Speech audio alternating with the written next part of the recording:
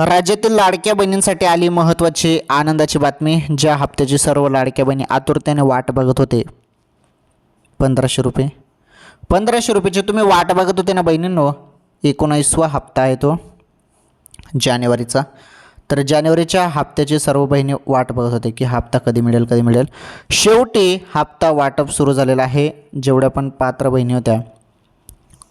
आणि आता काही बहिणींना जास्त रक्कम पण मिळणार आहे. जास्त म्हणजे जवळपास ज्यांचे मागील हप्ते राहिलेले असतील त्यांना मागील 2 महिन्याचे जरी राहिलेले असेल तर ते 3000 आणि जानेवारीचे 1500 असे काही बहिणींना 4500 रुपये वाटप होणार आहे.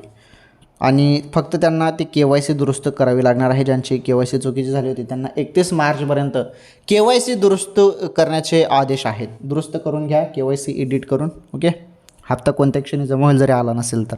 ही अत्यंत महत्त्वाची आनंदाची बातमी होती लाडक्या बहिणींसाठी.